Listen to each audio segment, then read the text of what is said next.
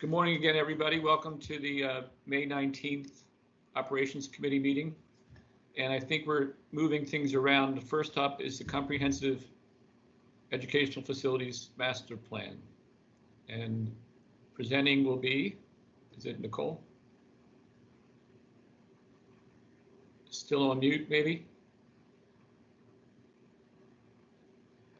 Good morning. This is Nicole Stewart, Director of Facilities Planning. Good morning. All right, so today we will be presenting the Comprehensive Educational Facilities Master Plan.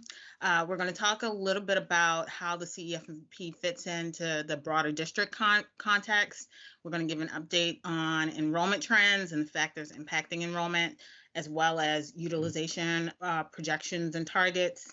And then also the discussion that we're having about how do we present and distill some of the information that's in the CESP into briefs and story maps. All right. So in terms of the CESP, where it fits in the district context. So first, what do we know about the CESP? So it's a document that's required by the Interagency Commission on School Construction, or rather the IEC. And just one thing, I'm trying to get the bar down so I can see the full slides on the screen since I'm not presenting. Okay. One second.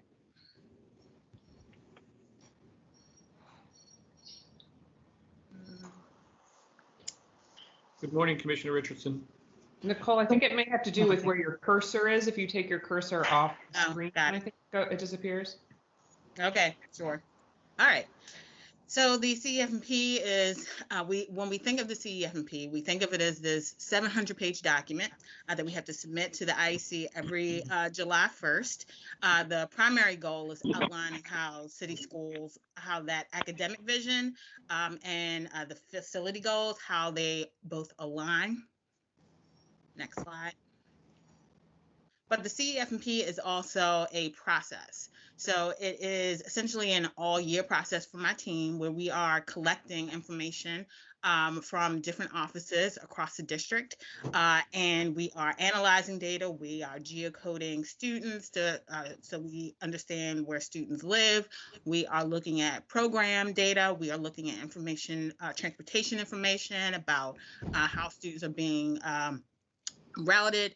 We're looking at the choice information, and all of those different products from different offices serve as, in some ways, inputs into the analysis that is included in the CESP.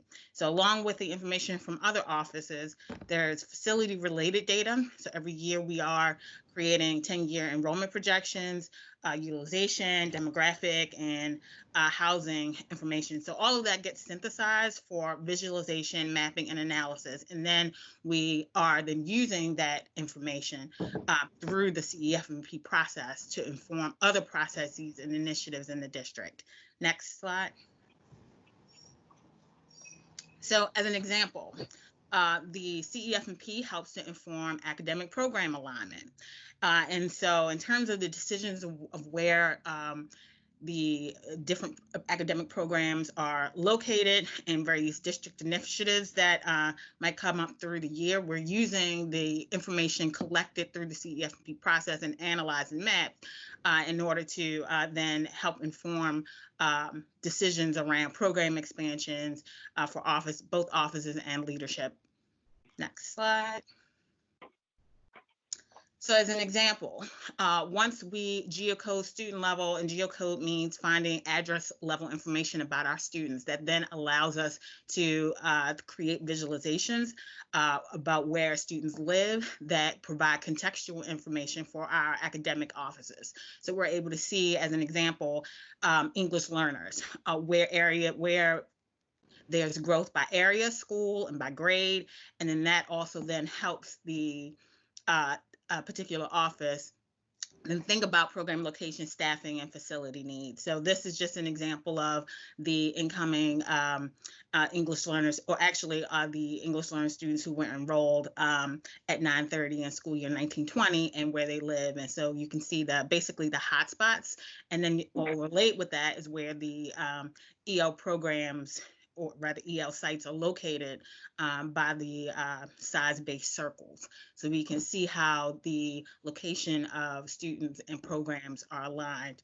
And we've been using this information over the past year with the academic office, as they've been growing from 44 to 84 EL sites across the district.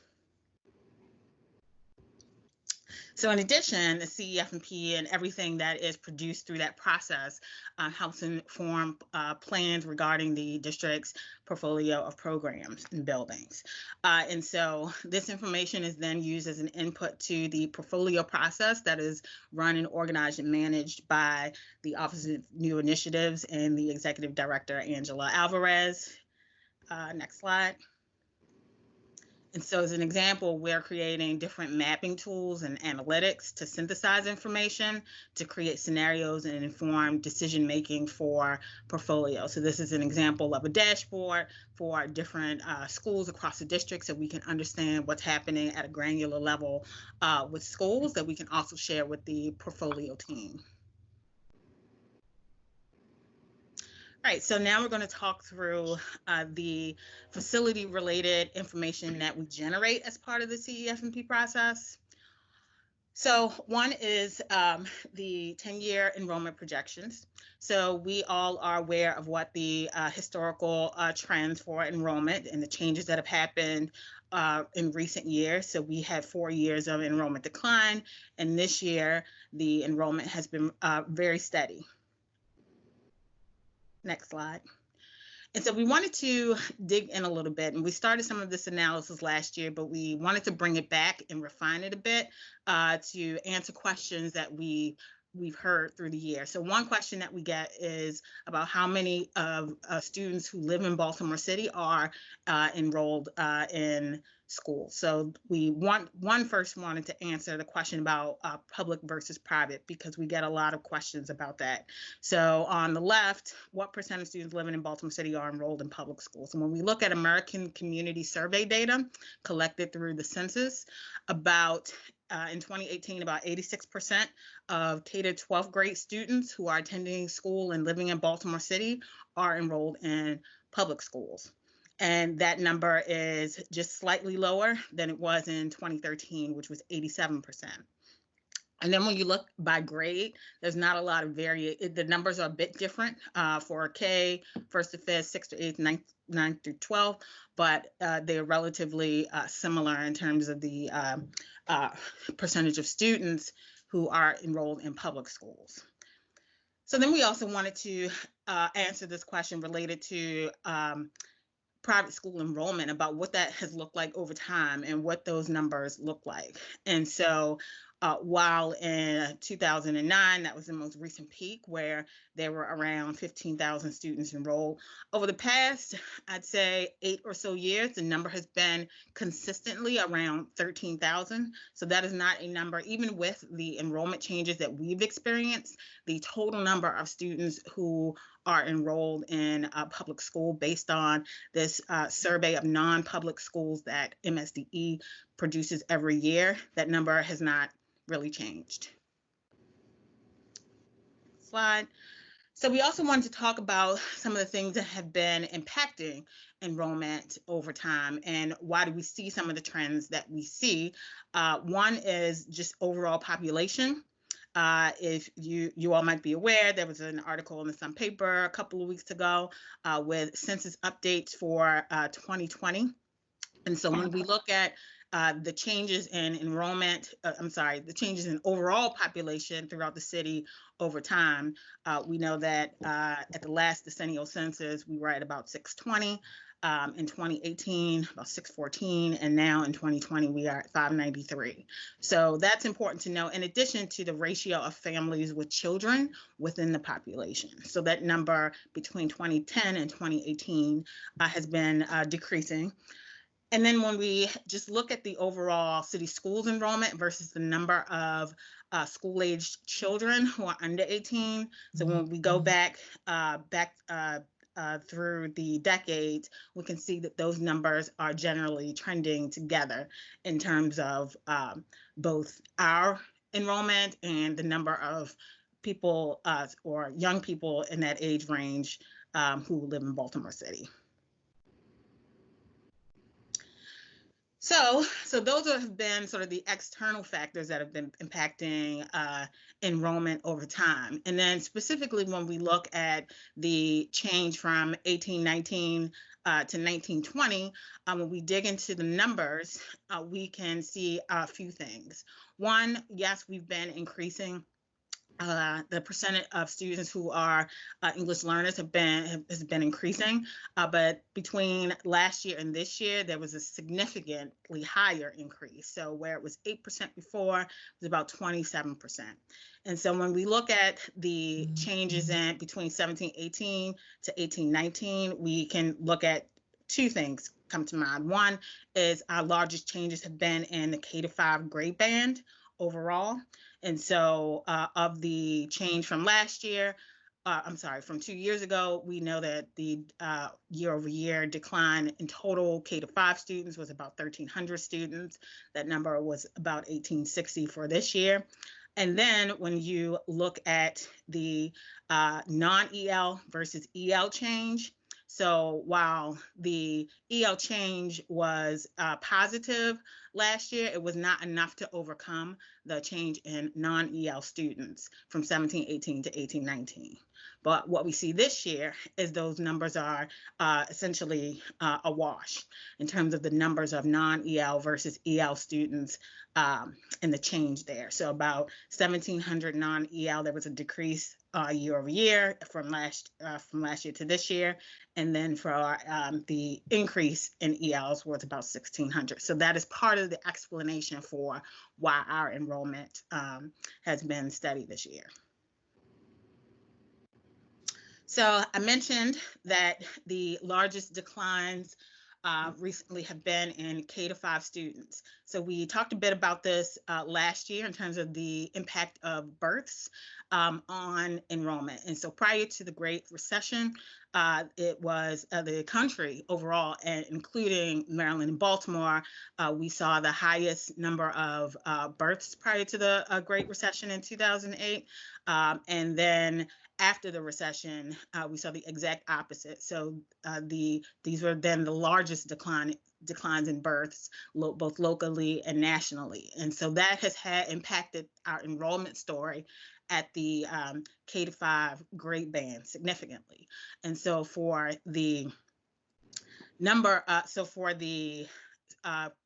children who were born after the recession, 2008, 2009, what we see is 6 years later, that cohort of children who were born resulted in a smaller kindergarten cohort and a smaller first grade cohort. And so those decreases in enrollment that we saw over those 4 years can largely be attributed to this year over year change of that cohort of students. And so in school year 17-18, though that cohort of kindergarten students that entered after the recession, they were in second and third grade. And then last year they were in third and fourth, and now they're in fourth and fifth. And so we can see how the decrease in births after the recession has impacted our K-5 enrollment. And then at that last fourth and fifth grade enrollment in 1920, you can see the numbers aren't quite as negative, and that's largely due to the significant increase in EL students, where the loss is not as negative for that particular cohort because of the incoming students.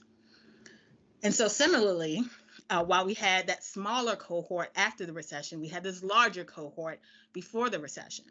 And so those students, as they were coming in school year around 14-15, as they've matriculated through, they are now in 6th, 7th, and 8th grade, which is why we have not, the changes at those grade levels is largely not impacting our enrollment story here at city schools.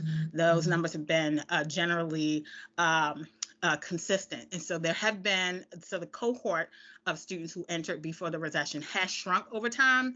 It's not that fifth to sixth transition that's impacting our overall enrollment trends. And then high school grades.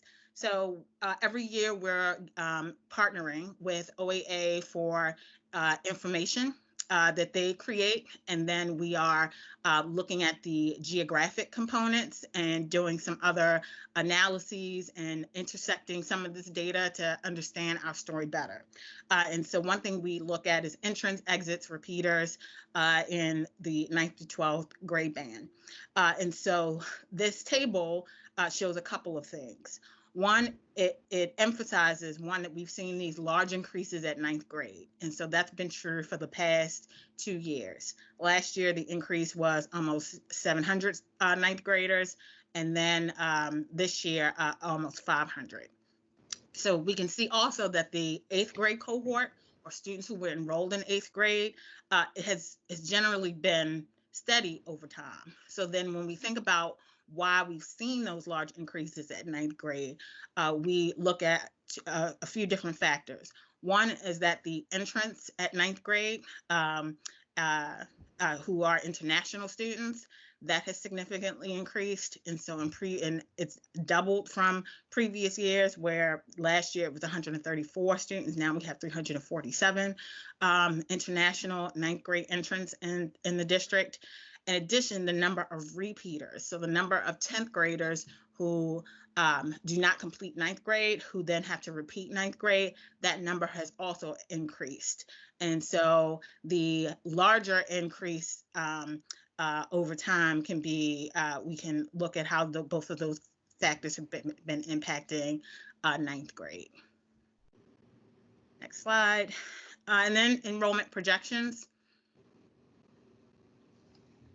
So as we previously discussed, the number of students, or the number of babies, born 6 years prior to a kindergarten cohort, we use that information. We use historical and projected birth information, as well as capture rate. So in this context, capture rate means the number, it's essentially a ratio of the number of babies born in 1 year and the number of kindergarten students enrolled in city schools 6 years later.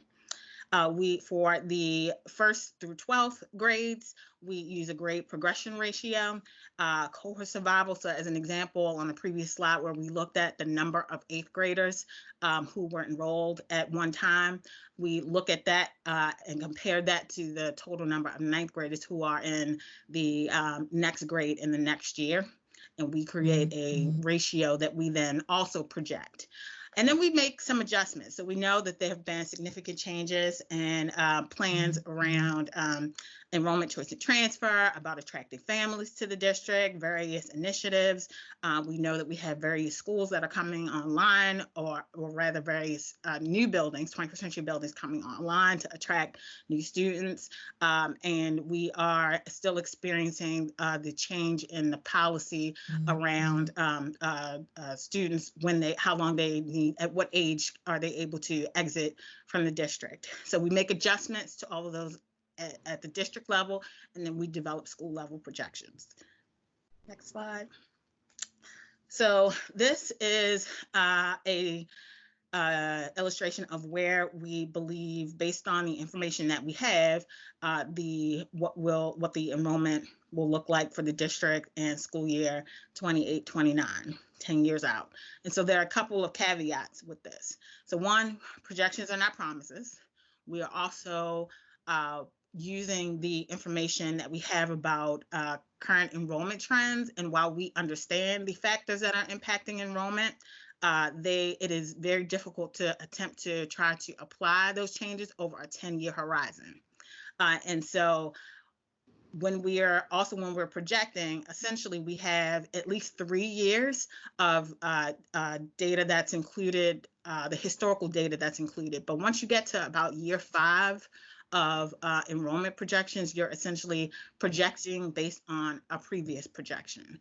And so whatever trends are experienced are then magnified in the out years. And so while we produce these 10-year enrollment projections as a part of our requirements, we're constantly having conversations back and forth with the IEC and other partners so that they understand this is an estimation and that it should be used with information, additional information from the CEF&P about neighborhood context, about school context, and also the things that we understand that are coming online for the district. So utilization. So this is something that we've been tracking as a part of our requirements for the 21st Century Buildings Plan. If you recall, our target for utilization for the district was 86% for school year 1920 for the utilization not including swing space. And so we actually exceeded that target. So based on the number of seats in buildings that city schools own, the number of students who attend school in city schools buildings, we actually achieved an 87% utilization target for school year 1920. And how do we get there? So through the portfolio process and as a part of the 21st Century Buildings Plan, we're required to surplus 26 buildings. So this table illustrates where we are in that process. So far we've surplus 14 buildings, almost 9,000 seats, 1.4 million square feet, and still yet to be surplused through the existing, what we call Exhibit 6, 12 additional buildings. And then we have a list of potential surplus buildings that we, so every year as a part of the portfolio process, there are new buildings that we're adding to the Exhibit 6 list, or the list of buildings that we will surplus. And so in order to be consistent across time and maintain 26, we do still have what we call the supplementary list of potential surpluses that we are considering. But of course, we have to think about our swing space needs for the high school plan. So over time, as we make those decisions, we'll also be able to move forward with surplusing additional buildings in addition to Exhibit 6. And then the map on the right is just an illustration of, so when we're talking about closing buildings, and in many cases, we know that the impetus behind 21st Century was in the first phase was to some extent merging schools and programs. And so this just presents a snapshot of an example of when we did close a school and when those students were then moved to a new 21st Century building. So example, Northwestern, we know that program was closed and then merged with Forest Park. So this is just an illustration of, while yes, we're closing schools and buildings, but the intention is that more students are able to attend 21st Century school buildings, 21st Century schools. Next slide. And then in terms of the future targets, so our target was for school year 1920. You can go to the next slide. So in terms of how we approach, the district approaches future utilization targets, so we know that we have a high school plan, and we are thinking about, as we move forward, what are the appropriate utilization targets for the district. So the district target utilizations, they can be adjusted. Then that is a process where all partners will have to agree, but from our end, we're just thinking about different factors in order for us to come up with a recommendation. So based on what we just talked about, we know that there are many different factors impacting our enrollment projections and population trends. We know that as I mentioned, every year through the existing portfolio process, there are different planned actions that we're constantly reviewing the portfolio of schools. And then we also, as I mentioned, we have to think about our swing needs. And so right now, when we look at our 87% utilization compared to what the projected utilization is, we're at about 81%. And so just for a second, let me walk through how that happens. And so can you go back? for a second. So when we look at the projected enrollment between 1920 and 24-25, we are projecting a decrease in about 3,000 students who are attending schools in buildings that we own. And then we do know that those additional 12 buildings that we will surplus, there is about an additional 6,000 seats there. But as we are merging buildings as a part of the existing 21st century program and the high school plan, we will also be adding seats to accommodate merged schools. So as an example, while we are reducing the number of seats by 6,000, we know that an additional 4,500 will come online. And then combined with how many students we're projecting to lose, that's how we get a projected decrease utilization. So this is very complex, and I'm including this for the board to consider for later discussions as discussions around a future utilization target comes up, just as just as a basis for things we will have to consider. Next slide. And in addition to that information, it's also about how those excess seats across the district are really distributed. And so when we look at utilization by building type for this year, our elementary and our elementary middle school buildings are generally well utilized, and in some cases overutilized, especially our elementary middle buildings. And so we know that the excess of seats across the district are really concentrated in our middle high, and high school buildings. And so when we start to then make decisions about that, we have to keep that in mind. So as an example, we know that this is what the utilization looks like by zone. For the buildings that zone schools are located in. So that's what this map represents. And so we know that about half of our zone school buildings are overcrowded. And we have some over in West Baltimore that are underutilized. But generally, at this grade band, our buildings are very much overcrowded. So when we think about future changes or future utilizations in terms of where we can make portfolio changes, this is just a consideration of we should be thinking about in terms of additional changes related to closures that we have to consider. Ms. Stewart? Yes. Can you go back to 26? So what conclusion can we draw from the fact that the elementary middle are oversubscribed and elementary is under? Is there any other factors related to that? Yes. So I would say that many of our zone school buildings were designed for elementary school students. And however, many of them currently are housing pre-K to 8 programs.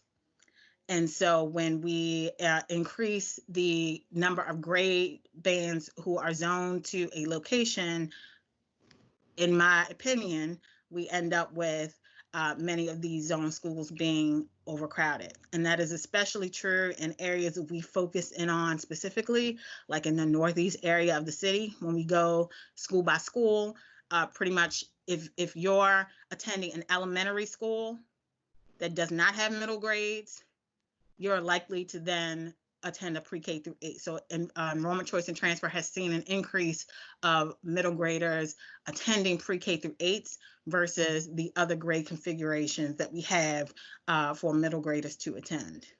Mm-hmm. Thank you.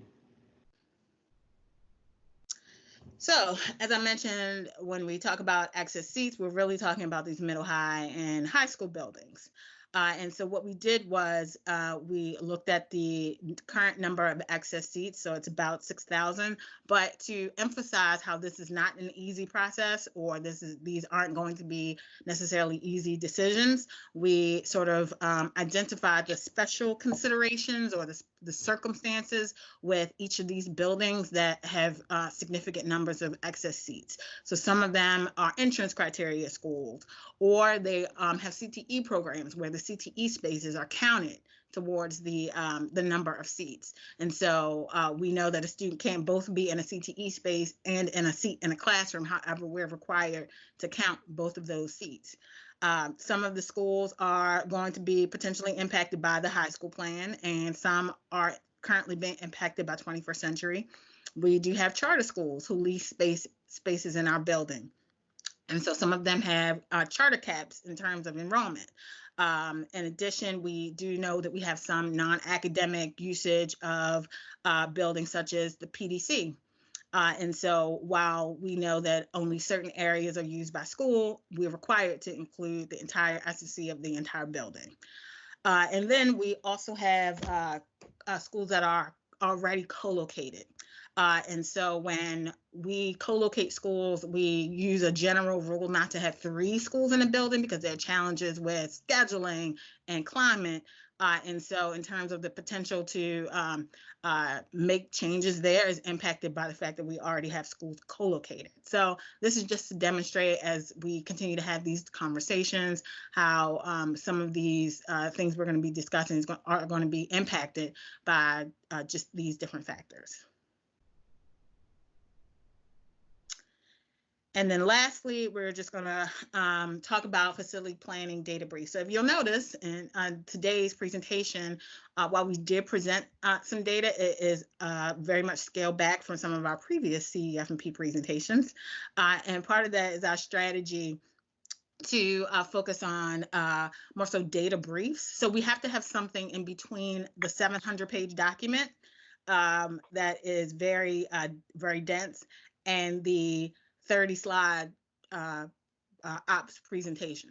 And so what we've been talking about is creating data briefs to continue identifying these factors impacting enrollment, intersecting relevant data elements. So there's all this data that we have. What are some of the intersections of those data elements that would then help to inform practices and policies of the district? Synthesizing information for district offices and leadership, so similar to what we do for the early learner information that we have every year, and then how are we informing district processes initiatives with this information, and also evaluating facility related impacts of district action. So when we're closing schools, what have been impacts? Or when we move a school program, what does that look like? Do the enrollment patterns at that particular school change?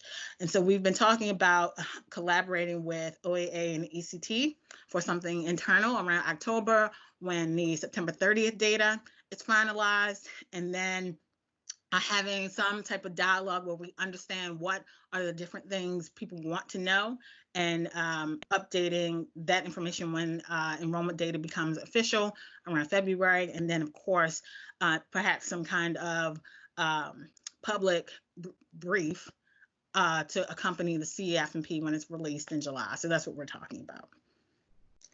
The final slide, these are some of the things that we've been talking about looking at. Right, so continue to look at English learners, looking at early learning demand. What does it look like for our out-of-zone students in chronic absence? What do the trends and patterns look like when schools close and when new buildings open? So as an example, next slide. So we looked at information about REACH. So we know Arlington and REACH, which opened school year 1920.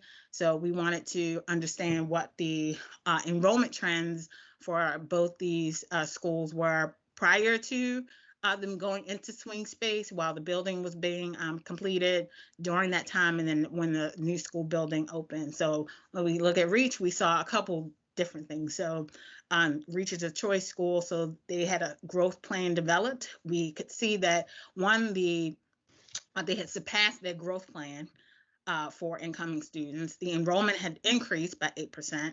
And then in addition, this interesting thing we saw was that there was this increase of about 90 10th and 12th graders who were either coming into the district or had been attending other schools. And so we also saw that about 54 of the new REACH students were also new to the district. And so that is the kind of information that we developed that, and one, just gives us a bit of a check on our progress, and then hopefully can be used to inform future projects and initiatives. So that is all. Okay. Any questions?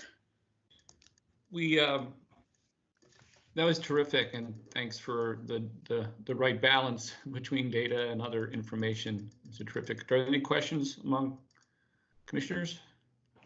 Hey, Dr. Stewart, how are you? Hello. What's your biggest concern right now? In terms of trends across the district? I guess we can just start with this space, but you can talk about trends across the district, but. Well, I guess say planning for around COVID and how all of these things that we just talked about, enrollment, building space and size, program location, how we as a district will have to think about those things to accommodate social distancing and other recommended practices. So what are you worried about? All of that. I mean, so it's broad based. It's not like you're worried about money going to this, or you're worried about money going to that, or. No, I would say I don't have those worries. I think the teams across the district are very forward thinking. I would say that I think at times perhaps our ability to have enough time to collaborate. I would say that, but in terms of how people are actually operating, I don't have concerns there. Good morning. This is Commissioner Roberts.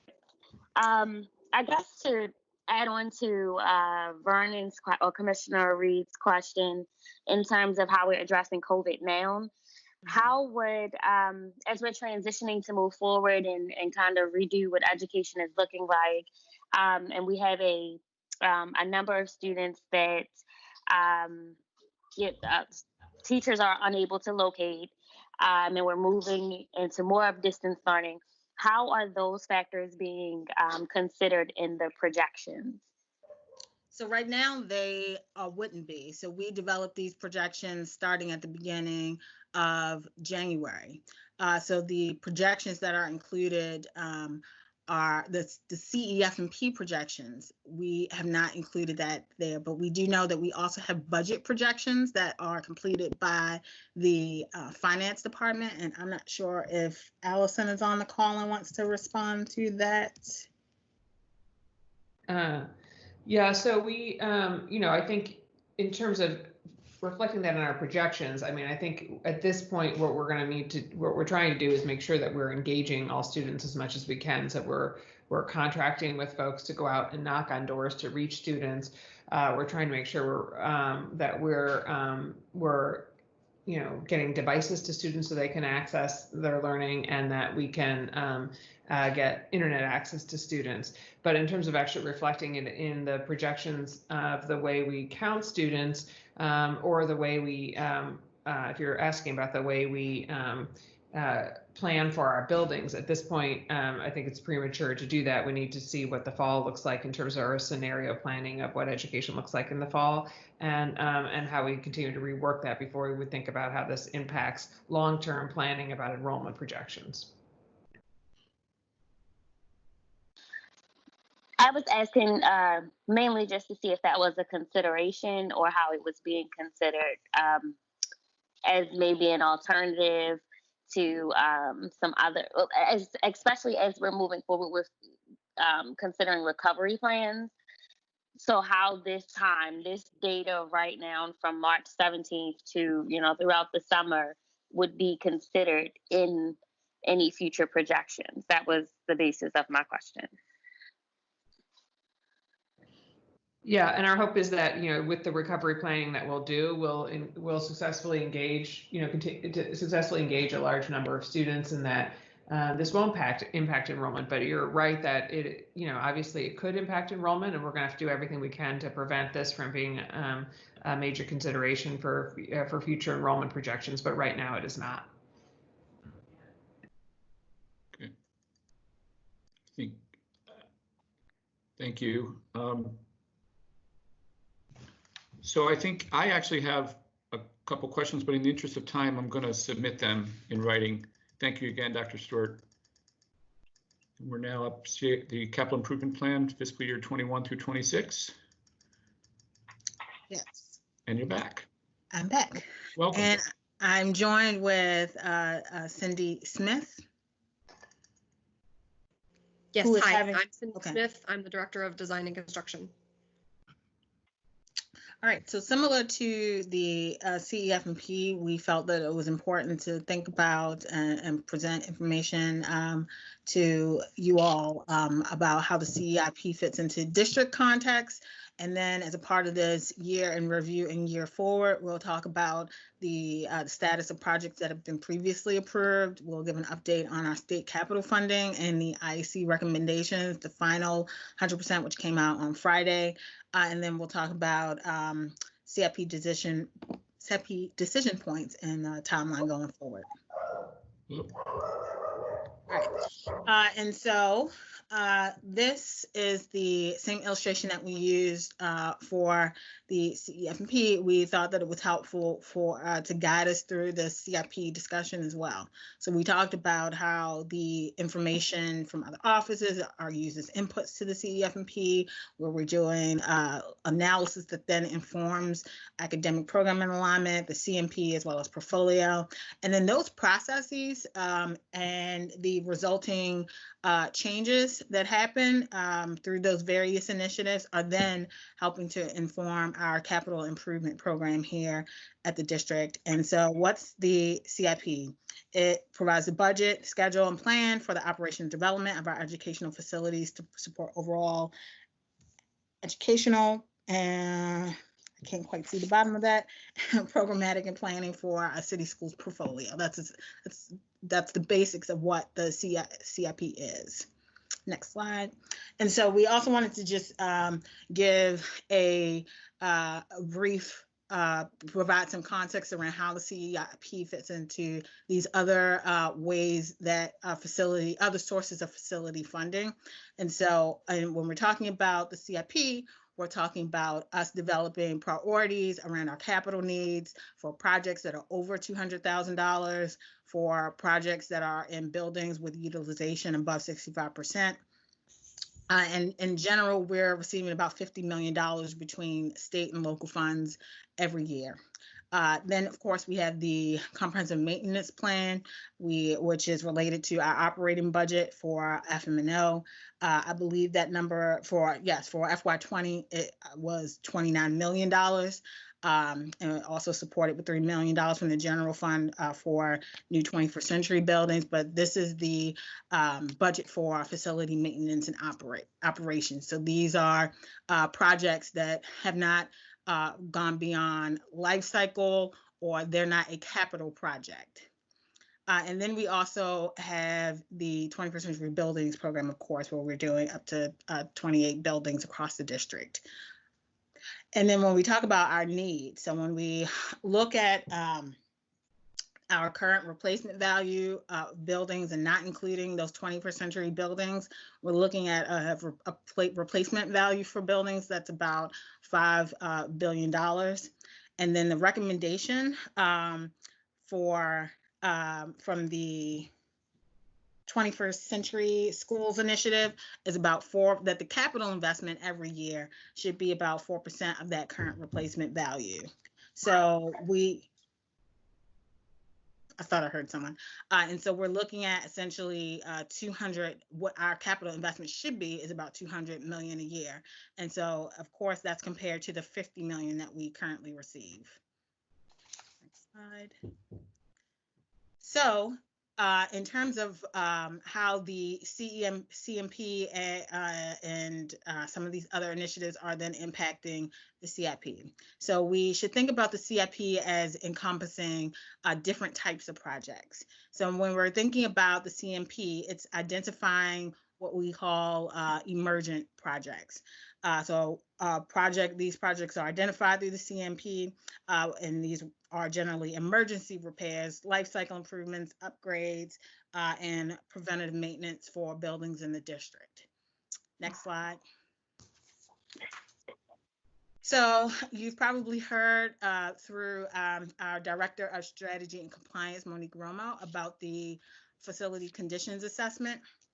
And so that is basically an asset inventory that's been completed over the last 4 years, where each system within a building receives a rating. And of course, the 21st century buildings are not included. And so those are the FCA ratings for each system in each building is actually available on City Schools website through that link that is on the left of the screen. And so can you go to the next slide? So what we're doing this year, now that we have these these system ratings, we're using them as we are developing priorities for the CIP. So this initial ratings that we do, so we have a quantitative process that we use in order to prioritize projects.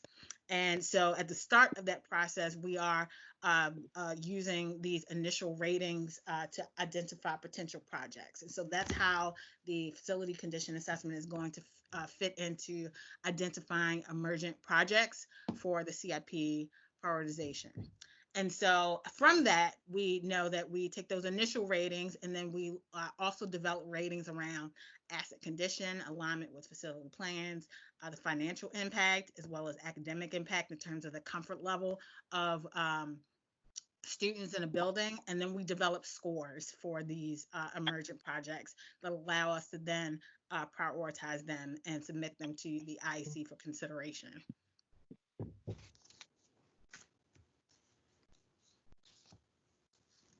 Dr. Stewart, Yes. if you could go back one. Are there any external ratings that you consider? For example, any interactions with the city that might impact a rating? What's happening around the school, planned investment?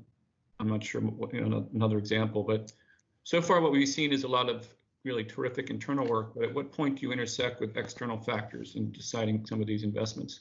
So the next slide is going to get into that. So this is sort of the basics. So we can talk about that when we get to portfolio. All right. Yep. And so in addition to those emergent projects that are being identified by our facility and maintenance office, we also have projects that are identified through that academic program alignment. If you can go to the next slide. So as an example, the Weinberg Media Centers that we have been partnering with the Weinberg Foundation over a number of years, and to complete these media centers in schools. So we have about 16 that have been completed since 2012. And then in addition, in this year's CIP, we submitted a request for the Falstaff Media Center that has been approved by the IEC. And so when we talk about that process to identify these Weinberg Media Centers, so planning is we're doing a review of utilization, a location, and support. And then the academics team and the design and construction team, they're also reviewing projects, developing a budget and scope, and then developing a finalized list. And so this is an example of sort of where we are identifying partners, projects along with partners. In addition, when we are, so yes, that is an example of that. So in addition, when we're looking at the portfolio, so when we're thinking about how portfolio impacts CIP, so through that portfolio process, we're developing these long-term district priorities. And so what we have been doing and we intend to do more intensely going forward is to align that portfolio process with the CIP process. So when we think about so again, we've identified emergency projects. We have identified academic projects. Now we're talking about sort of major renovations. And because all of those previous projects are mostly systemic projects, either addressing systems or areas of a school, but not necessarily a major renovation. So when we're talking about major renovations across the district, we know phase one of the 21st Century Buildings Plan. We have the high school plan that's currently in development. And then we will do a major CIP project. As an example, Graceland and Halliburton, which Ms. Smith is going to talk through in a second. But when we take all of those things into consideration, of the 150 buildings that are in the city schools portfolio, we are going to be looking at around, give or take, about 100 buildings still with system challenges that no additional funding has been identified. And so this is the reason why us aligning with the portfolio is so critical right now. And so through that existing process, the Office of New Initiatives is providing a space for the portfolio team to collaborate, review, and analyze, and then develop this long-term plan. So these additional pieces that we are really emphasizing going forward is really how do we then look at the CIP in addition to these other PSC, Public School Construction Fund sources, to then look at a strategy to then move to a more multi-systemic process or scope.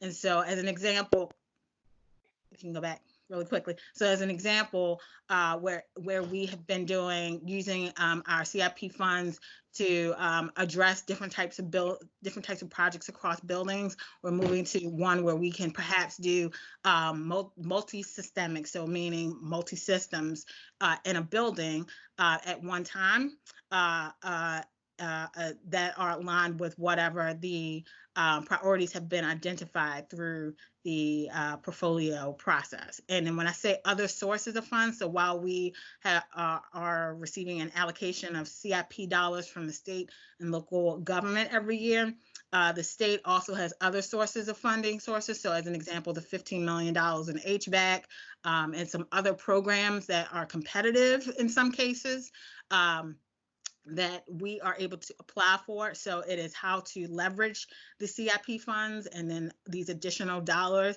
to make larger investments and more seamless and impactful investments in individual buildings that are aligned with portfolio. Next slide. All right.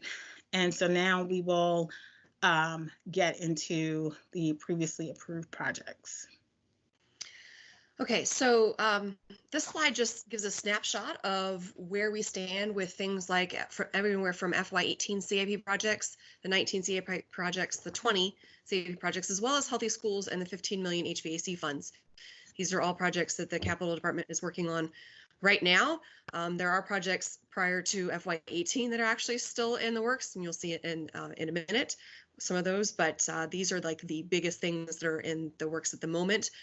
As you can see, our FY20 projects were actually in design, and we've actually even awarded a construction contract on one, and there's a few more coming up. In FY19 projects, we're in construction on everything, or a construction contract award.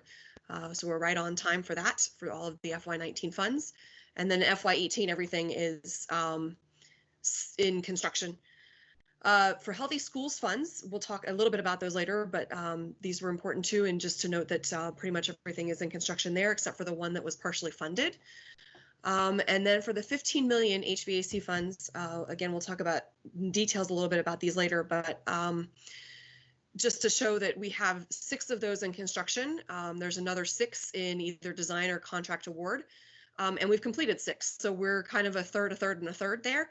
We did cancel some of these, but the way that we did this was we put in a lot more projects than we actually expected to have the funding for.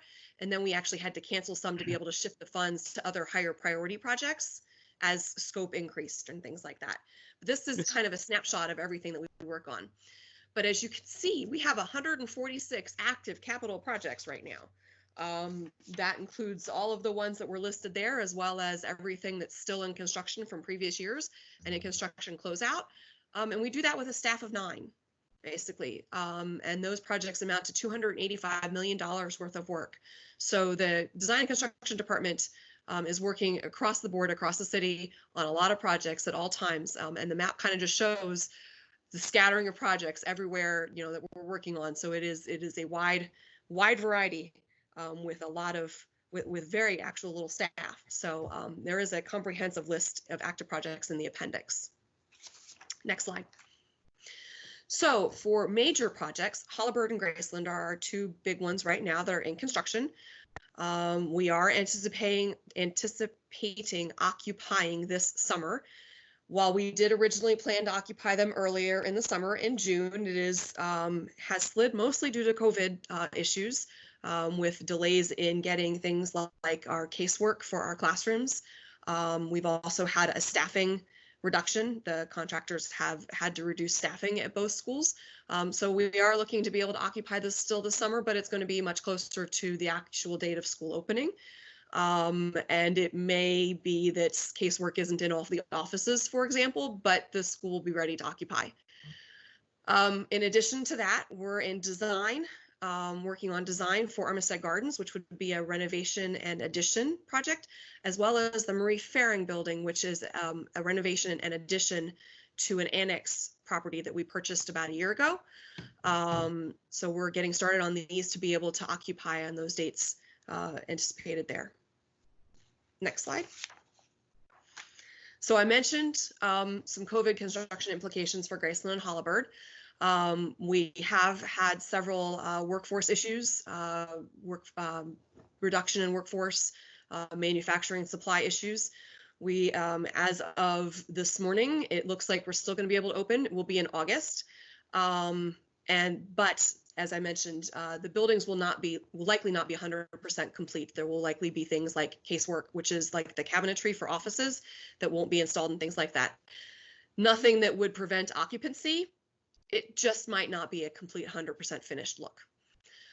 We have received notifications for 11 other projects that are to date due to manufacturing and supply. Workforce issues, mostly our major HVAC projects, equipment delays. For example, one manufacturer completely shut down their production line for 3 or 4 weeks. So that, meant that we suffered with being able to get equipment and things. We have had one contractor completely have to close due to an outbreak on their staff, which meant that everybody had to go into quarantine. And so that meant they couldn't work. We're working through these as much as possible, as well as we can, taking it all in stride and moving forward. Just knowing that there will likely be delays in actual completion of some of the projects that are in construction right now. Next slide. Oh, and then I think, Nicole, you're back up. Yes.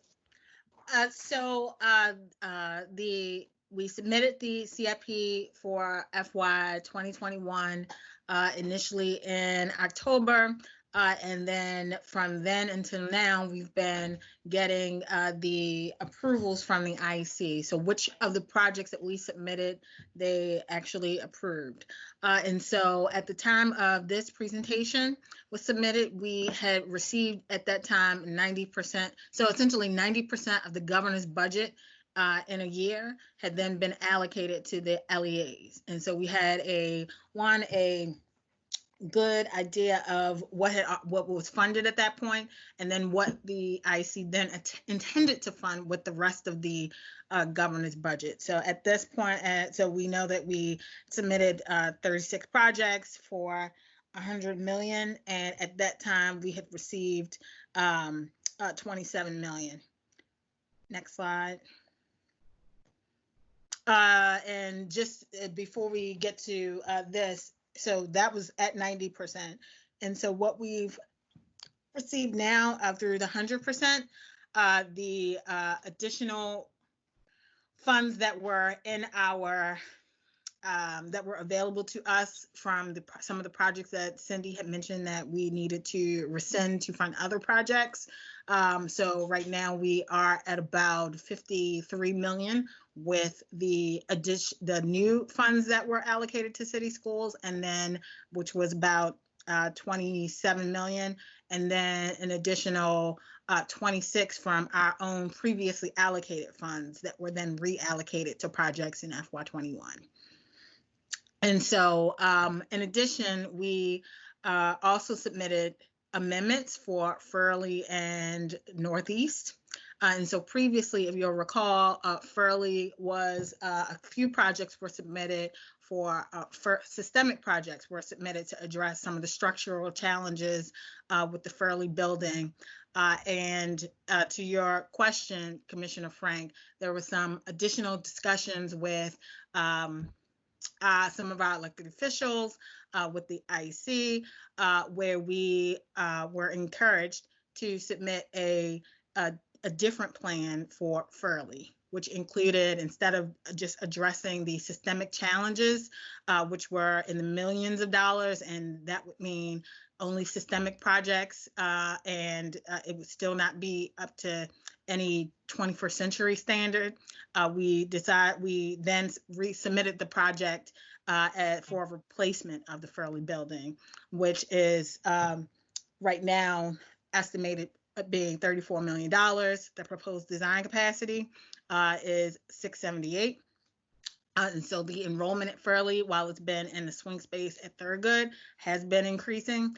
And so if this project, this project has been approved for planning, depending on the funding allocations for this project, the proposed occupancy is September 2025. So then, in addition, as a part of that conversation, so we know that Vanguard, which is co-located with Furley in the Thurgood Marshall building, we had, as a part of our previous planning, we determined that there were renovations, that the Vanguard program would move back to the Northeast building.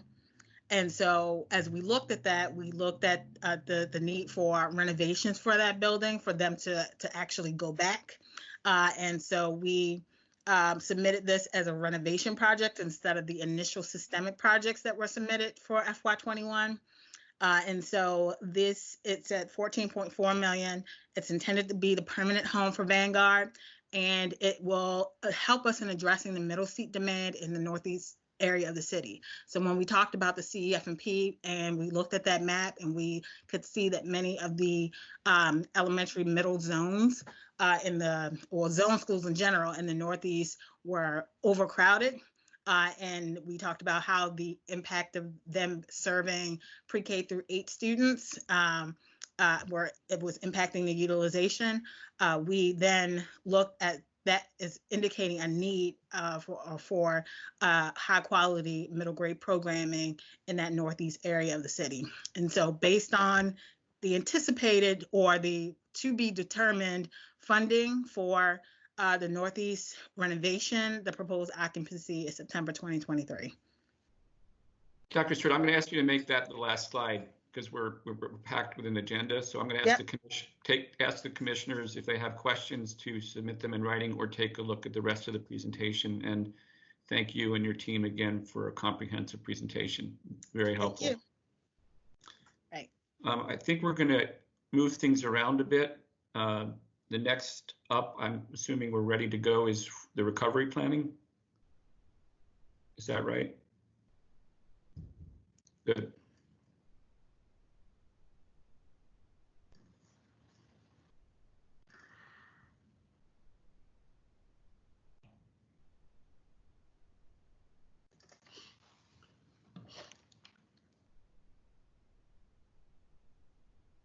Jenny, are you here? Okay, I thought Jenny. I see her on the list. She's just muted. I don't.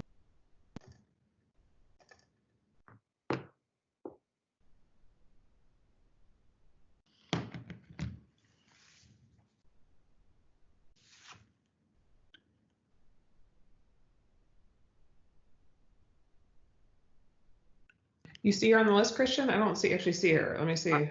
I see her as a presenter at the bottom. Oh, presenter at the bottom. Yeah. Okay. Oh, I don't have the option to unmute her. I guess she's unmuted, but it's taking time. I'm not sure. She's the only, this is her presentation to do. I mean, I can walk through it. I'm just trying to see. Are you? Oh, it's seeing. All right.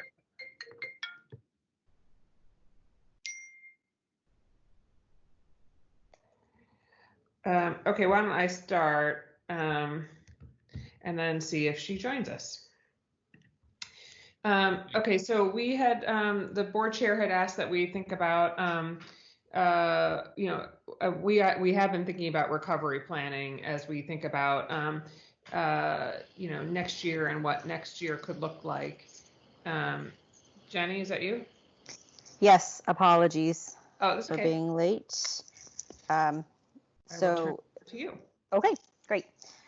So sorry for being late. As we have been in this COVID-19 pandemic, one of the things that we have been starting to work on is what we're calling education recovery planning. And so I will kind of walk through where we have been and where we are going and ask for the operations committee board members to give us some of your input and thinking around key considerations that we should think about as we kind of continue on this process.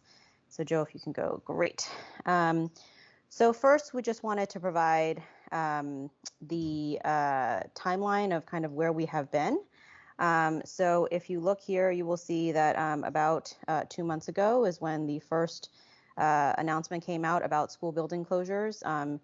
In the immediate aftermath of that, we focused our attention on making sure that we had emergency meal sites ready and distribution of packets. We then worked on longer term planning around remote learning, stood up distance learning, distributed technology, which we're still in the process of doing. And in the midst of that, then started really thinking about what recovery needed to look like as we prepared and started thinking about what school would look like once any sort of in-person education would be allowed again. And so that is the part of the work that I'm going to ask for some thinking from board members on. So as we started on this process, we really have been engaged with conversations and discussions, various members on our team, from the CEO to directors in different offices, have been having webinars and conversations with counterparts across the country, and also learning from folks who are engaging in this work even internationally in other countries, so that we can kind of get best thinking and practices from other places in terms of thinking about what school might look like when we come back. And so as we've been doing that thinking, we have identified kind of 4 key pillars or components that we want to make sure that our planning very comprehensively addresses. And so the first piece of that is, as a foundational piece, maintaining health and safety for everybody, students, staff, partners, and families, as we think about what this might look like. So we have been looking at guidance from, healthcare professionals. We have been looking at what other school districts are considering, other countries who have reopened education and schools, what they have been doing, and always keeping that at the forefront as we think about what we need to consider to make sure that we are making sure it is safe, right, to be in person again. The second very key component of this is accelerating student learning and thriving. We know that during this time of initial distance learning with bumps along the road because it's new and because we're still working through ensuring access to technology for our students, whether it's devices or internet, that there are going to be students in different places and students who may be behind. And so a big part of our thinking around the recovery planning work is around how we need to accelerate that for students. The next component is making sure we support all stakeholders. And obviously this is a new reality for everybody. And so everybody is learning and adapting to this new space. And so as we move forward with what the new reality might look like, we need to make sure that we're taking into consideration how we are supporting folks through that, whether it's through very technical kinds of professional development opportunities or learning opportunities, or if it's regarding just wellness, right, for students, for staff, and for families as we kind of work through what this new reality is going to look like. And then the fourth key component is to buttress all of those 3 areas to ensure that we have strong operational support from, in particular, our more operational departments to make sure that we're thinking through the legal implications. Obviously, there is monetary considerations to take into consideration as we move forward, making sure we have the right IT infrastructure and transportation and facilities are in those conversations as well. So those are kind of the 4 key components we're considering in doing our planning. The other key piece of kind of framing around how we have approached the education recovery planning work is thinking about this in three phases. And so we know that the situation is very fluid and that we might have to shift between these phases at any given time. So as we're planning, we're asking everyone to think about these 3 phases as kind of the overarching framework for their planning. So phase 1, we are currently in. It's the fully remote learning phase of this, where everything is happening through distance learning and nothing is happening in person. We imagine at some point we will be moving to phase 2, which is a hybrid model, what we're terming medium-term recovery. This is where there's probably some combination of in-person learning as well as distance learning. We will have to take into account kind of the health measures that are being given to us through local and national entities around social distancing, around PPE. And so we will have to take that into consideration in the planning for phase 2. And then phase 3, what we're calling here the new normal, which is long-term planning, where we'll be back to majority in-person learning, but we highlight here some virtual components and this piece about incorporating lessons from what we've learned and innovation, because we have learned a lot of things during this phase 1 even, and we believe there are ways in which we can leverage distance learning to become a part of the new normal that would be able to support students long term. And so we want to make sure that we are taking that into consideration when we move into phase 3. And so with that context, what we really wanted to do is for each of the board committees, we're asking for committee members to help us with brainstorming on any of the key things that you want us to think about as we are doing this planning. And in particular for this committee, from an operations perspective, these are some of the key questions that we thought we could pose and would really welcome your brainstorming and thinking around these as we move forward with planning. So in looking at those 4 key components and the 3 phases, is there anything that you think that we're missing or that we need to take into consideration? What are the operational considerations that you think are most critical as we move forward? Are there key things that you think are most important from an operations perspective to have in place for students, staff, and families when we reopen? Are there any things that you've seen or learned from what we're implementing currently from an operations perspective that you think would help inform how we approach the next 2 phases and how do we leverage that? Any challenges you've seen from an operational perspective that we should anticipate? And then from your perspective, what would you like to see during this planning process that would indicate our progress and success? So I just wanted to open the floor to any of the board members who might have some thoughts on this, and I will mute myself so I can also take some notes on any of the input and feedback and thinking you have. Thank you. Thank you, Dr. Wu. So Commissioner Frank, is it okay? Yeah, please. Okay. Thank you. So thank you so much, Jenny, for walking us through this. And I am hoping first that this is an ongoing conversation and that this is not going to be the operations committee's, one and only bite at these questions. So I'm hoping to have you back and that we can continue as you guys are forming the plan, that we can continue to have conversation. One of the first things that did become evident for me is I don't see a communications plan around any of the phases that you've described. And so I think it's incredibly important that we find ways to really highlight our successes and brand our successes. I think that the fact that our jurisdiction, our city, has stood up distance learning in a way that we have and the amount of time that we have is nothing less than impressive. And so how do we rally our families around supporting our system and being fully engaged with all of our phases is something that I didn't see listed and would like to at least explore in your thinking as it relates to your reentry planning. You talk about acceleration. Our CEO did a wonderful article around acceleration over remediation. And so for us on the board, there are those of us on our board who aren't in the education field. And so educating the board commissioners on what that means and what that should look like in a day-to-day fashion as it relates to each of the phases, I think would be beneficial, because we have a group of board members who have very close connections with the community and can help the system promote this acceleration over remediation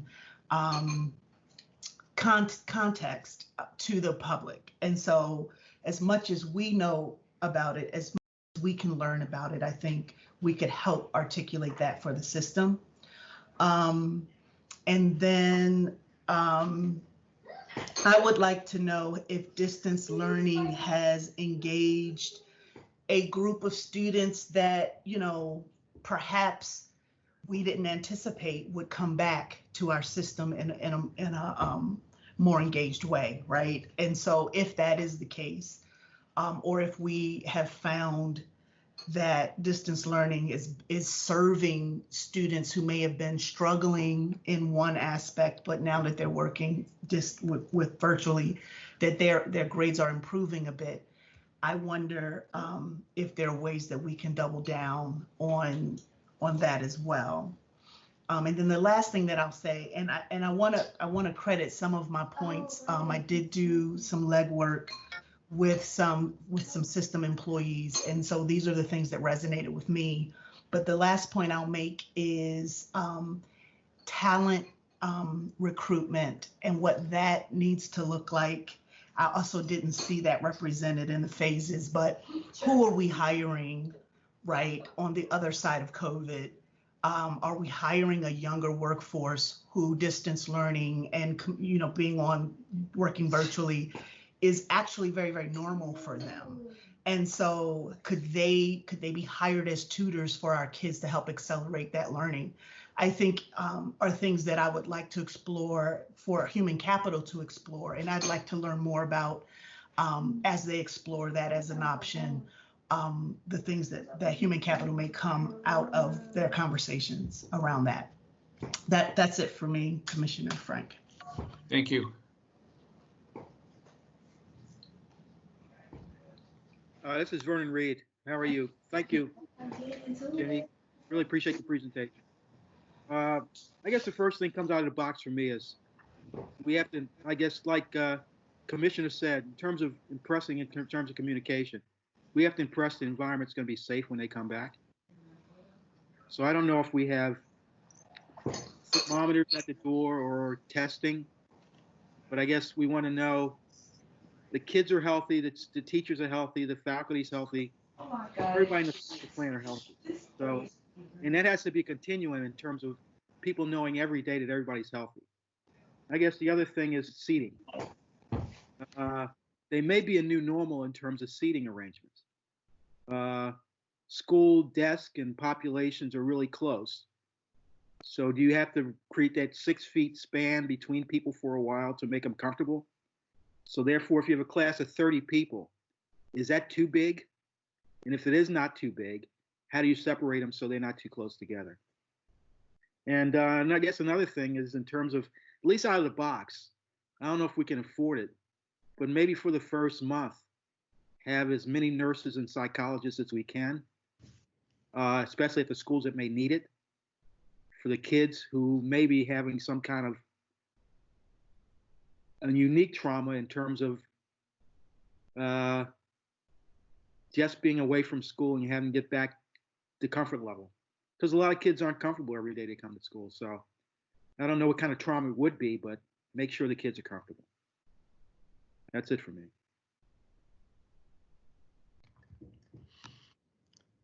Thanks, Commissioner. Thank you. Any other questions or comments? This is Commissioner Richardson again. Another thing that we talked about acceleration. How does that look remotely, right? So in phase one, when we're all still at home, and we've recognized some challenges with that, I just wonder if that could also be further explained to us. Like if in September we're still in phase one, how does accelerating learning loss look remotely? Is a question I have as well.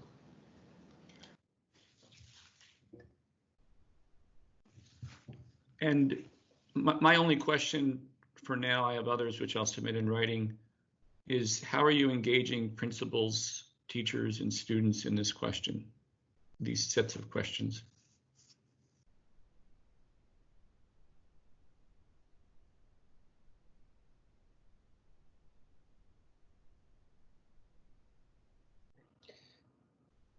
This is Allison. I would just say that these questions are really helpful, and they're also spot on in terms of a lot of the work we're doing right now. I'm toggling between the board meeting and then also working on our CARES application, and some of the areas you mentioned are all in there, like recruitment. How do you do recruiting of staff to fill key positions in a virtual reality? And then also things like communications, and how do you make sure you're continuing effective communications in an environment that where it's not in person and where there's a lot of heightened sensitivity and stress around everything that's going on. So and then also all kinds of facilities considerations that Commissioner Reed mentioned about how do you provide adequate spacing for families, and then of course technology and food and other areas. But a lot of things you mentioned are there, and so the input you all gave us is really helpful to help us think through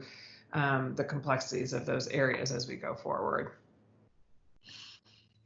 And we've also put together, in the process of putting together different work groups to address a lot of these different issues. And Commissioner Frank, to your point, we are working to ensure that we have representation from principals and teachers and students in some cases to make sure that we have their perspective and their voice and thinking as we think through some of these issues as well. Okay. All right, thank you, and thanks for inviting our input and feedback in a collaborative way. Thank you all very much. Thank you. Okay, next on the agenda, again, moving around, is City Schools Information Technology. And we're about 19 minutes from the end of the meeting. Good morning, Commissioner. It's Sashi Budula, Chief Information Technology Officer. We try to keep this presentation short. But again, as you know, COVID-19 had a significant impact for the entire city schools, business functions, especially IT. Overnight, we had to pretty much scale up our, backend infrastructure to support, thousands of, staff and students to accommodate whether it is support or distance learning. With that said, again, we over the last 2 to 3 months, we have spent significant time putting together a comprehensive information technology strategic plan, which was 4 years plan.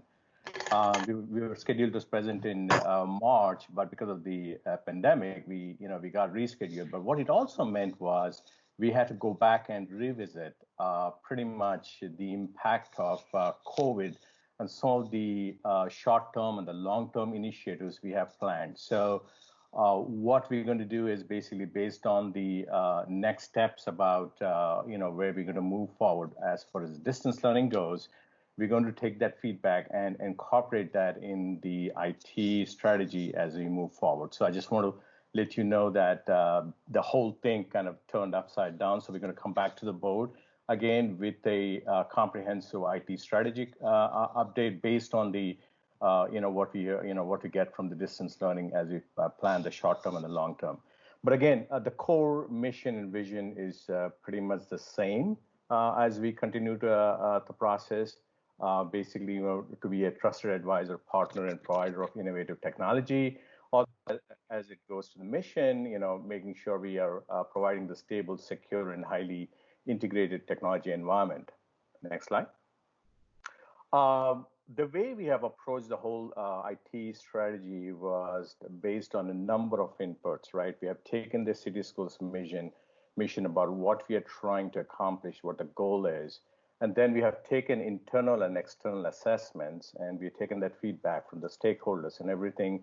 We also taken feedback from or spoken to other council school districts about what the recommendations are, how we should navigate and everything. And also taking some industry best practices based on the Gartner and other IT firms out there. We're also looking at the pestle analysis, which talks about political, economic, social, technological, legal, and environmental. The new ingredient right now is the COVID-19. We're going to look at that impact and everything, and as we move forward. Next slide. But again, just to kind of frame it out, we are still looking at the whole blueprint strategy, which is based on literacy, wholeness, and leadership. Obviously, the quality instruction, the managing the systems efficiency, sustaining a culture of excellence. Obviously, if you look at that brown box, we have to embed the distance learning component into the whole quality instructions. But again, the 4 goals for IT are pretty much the same goals as we did pre-COVID. Again, be a reliable provider of secure technology to the organization, be the steward of the organization information assets, optimize the cost to deliver IT, be a trusted technology advisor to the organization.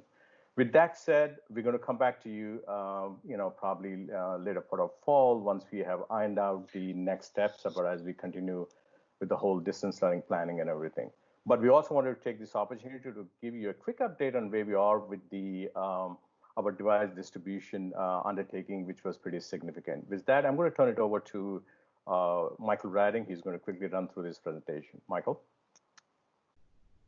Good morning, commissioners and everyone else. This is Michael Radding. I'm the director of customer service in the IT department. So I'm just going to go through, as Sashi mentioned, talk about some of the efforts for device distribution.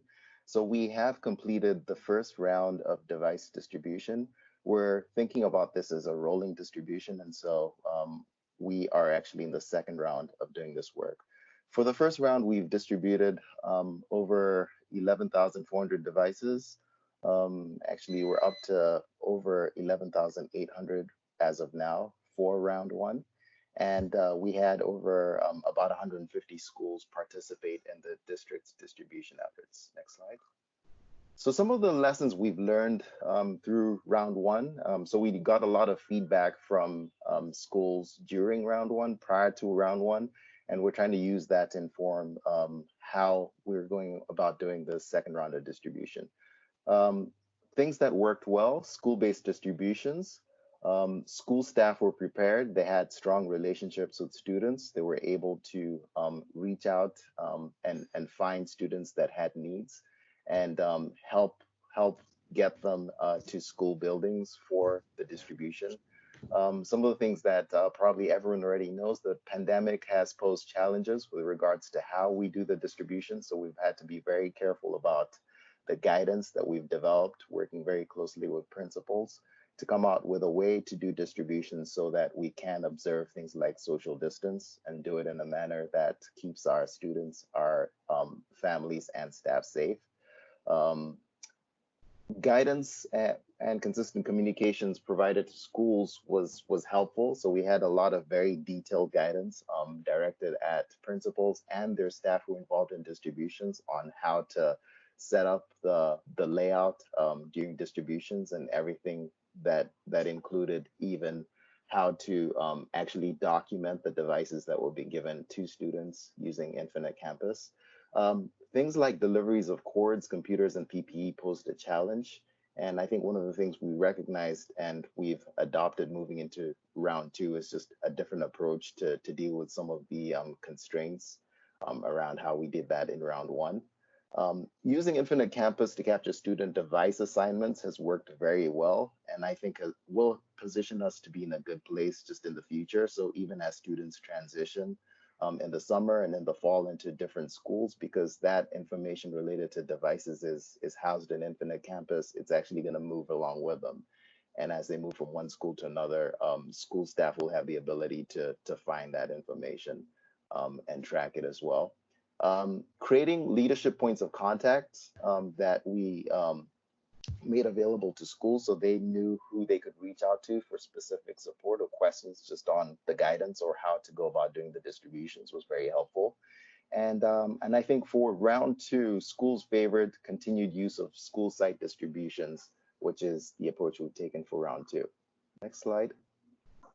So for round 2, we started on Monday. Round 2 slated to continue through May 29th. We have 139 school sites scheduled to participate, and it's underway right now. Next slide. So some of the things that the approach we're taking for round 2, each site is scheduled for a day of distribution each. Distribution time window goes from 9 a.m. to 3 p.m. We're going to continue to have devices shipped to schools prior to the distribution date. That has worked well in round 1, and we're continuing to use that in the current round. School leaders and their staff continue to reach out to families and capture information on students that still have needs, and also work to ensure those families are informed about the distribution dates as they occur. And we're having families continue to pick up devices at their school sites. Schools have done this in round 1. Staff are already familiar with the process and the guidance around that, which again is set up and designed to keep everyone safe and to do it in a way that allows for quick pickup of devices at school sites. And we're leveraging the 3,500 devices procured using City Council funding to aid in this distribution effort for round 2. Next slide. So looking ahead, we're going to continue to, we're going to look into potentially establishing a central pickup location for future distribution efforts. We're also exploring a mailing option or delivery option. We're working with legal, procurement, OA, and other stakeholders just to ensure that we come up with a plan that is solid and that all our stakeholders agree positions it to be most helpful to families during this time. And then we're just continuing to streamline our processes just based on everything we've learned during this time. One of the other things that's big is just thinking through a device return guidelines for seniors that could potentially be rolled into broader return guidance that goes out to all students. And then just a rollout support mechanism just to make sure that if students have issues with devices, so beyond the hotline support that's already available, that we have processes in place to handle device failures and any other hardware issues that could include swapping out devices with students and giving them a way to do that as well. And then on internet connectivity, so we've been exploring a couple of options around internet connectivity, including the Comcast Essentials, which is already a low-cost option available to families. We've been exploring with some partners of ours a mesh network, which would give families another way to connect. So we're currently in the process of working through a proof of concept with the Digital Harbor Foundation around this, and are currently looking at 4 schools for this proof of concept. So it's Lakeland, John Rura, James McHenry, and Bay Brook. And then just based on the results of this could inform a bigger rollout of mesh network as a potential solution to push out internet connectivity through school buildings. So basically propagate the internet connectivity in schools to the wider community. Michael, this would be a good time, I think, to just mention there are some concerns about this that I think we have about just, cautions about it. So I think it might be a good time just to flag those, the concerns you all have. Yeah, and I'll ask Elvis, who's our Director of Infrastructure. He could probably speak to those better than I can. Yeah, good afternoon, everyone. This is Elvis, IT Director of Infrastructure. Yeah, some of the major concerns are how we keep track of data that is being transferred from the family homes to through our school buildings, because this solution is like having a middleman between the school district and the student. Our system is built to track traffic down to the end users so that in case something goes wrong, we will be able to identify who's doing what. With this solution, we're not going to be able to do that. We're going to be depending on the solution provider, like the middleman between us and the student. That's the first concern. The second concern is the maintenance aspect of it. So city schools, we give the internet handoff to the digital foundation, but we are not in control of the maintenance between digital foundation and the families in the community itself. Meaning if something goes wrong, we're not going to be able to help the families. That means they cannot call our hotline or our service desk for directions. They're going to have to call the intermediate solution provider. So that's the major concern. And another concern is the installation process. We're not part of that process. So it's just a little complicated when it comes to transparency, seeing how it works between us and the student, because the families will call city schools if something doesn't go right.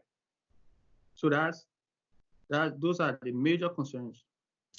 And Yeah, I'm I going just to want have to to, flag those so we just don't overpromise that we are evaluating it and we're hopeful, but I just want to flag that that we want to see, we're testing it because we do have some concerns we want to work through before we spread it further.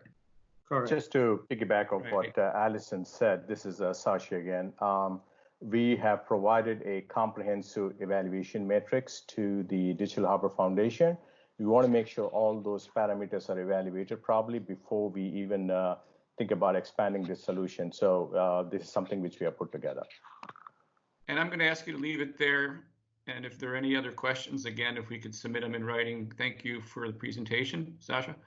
And the next up will be procurement.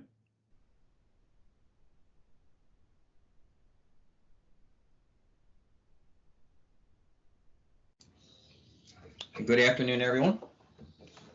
We have, there's 11 items on the agenda for today, and we'll try to go quick. The first are renewing our one-year software maintenance and support contracts. The total is $4,516,397. Contract dates, term dates do vary based on the software package and the vendor. Why don't you keep going unless there are questions? Okay, great, will do. The next is a Head Start lease agreement with St. Vincent de Paul of Baltimore. The lease agreement provides St. Vincent de Paul to operate a Head Start program at the Harry and Jeanette Weinberg Early Childhood Center, and it's located at Arlington Elementary School. The annual rent is $1. The lease term is for 5 years, commencing July 1 of 2019 through June 30th of 2024, and it renews annually. The St. Vincent de Paul is currently operating on an MOU that also runs concurrently with the lease agreement. The next is a competitively solicited contract with Denver Ellick. Total amount is $2,578,730.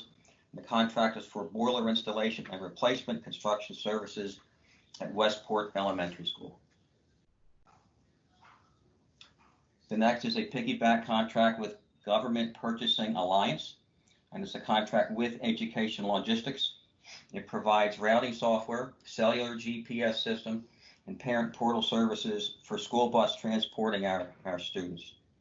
Contract term is June 10th of 2020 through May 17th of 2021, and it includes 2 one-year renewal options.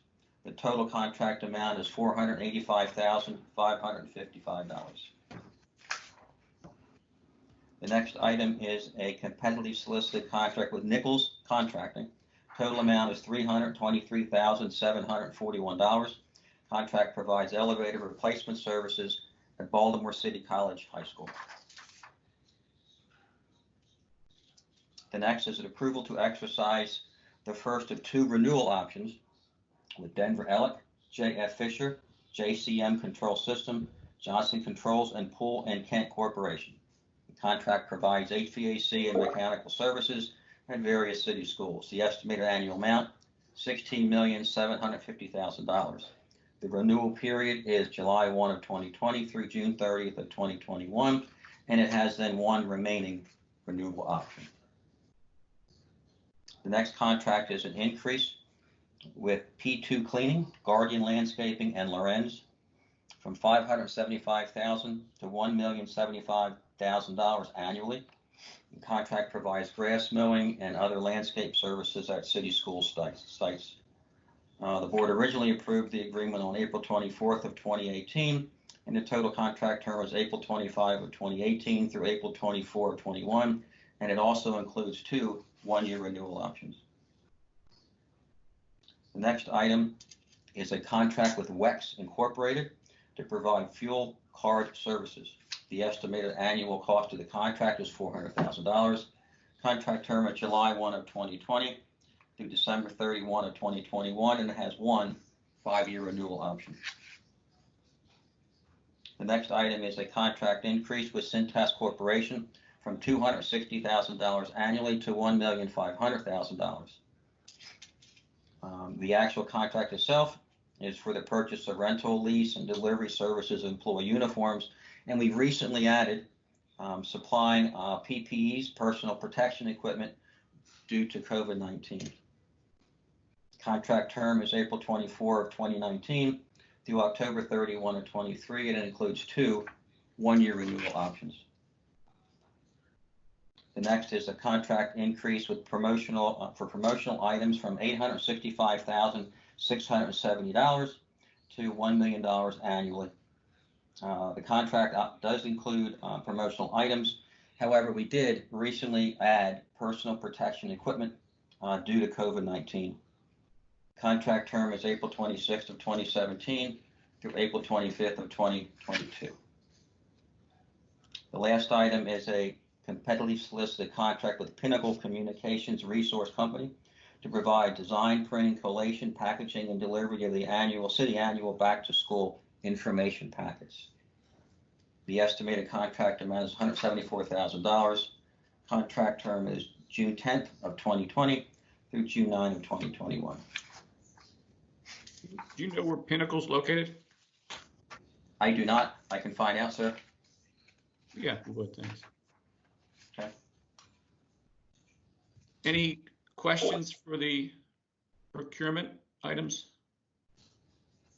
We went through them pretty quickly. No questions.